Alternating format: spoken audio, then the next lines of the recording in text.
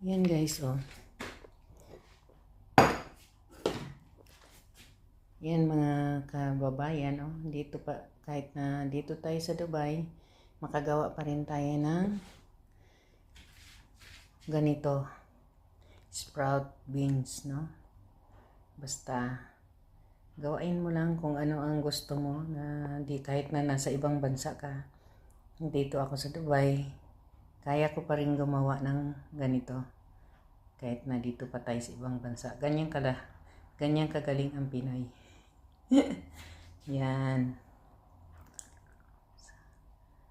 So kahit papaano marunong tayong dumiskarte sa buhay.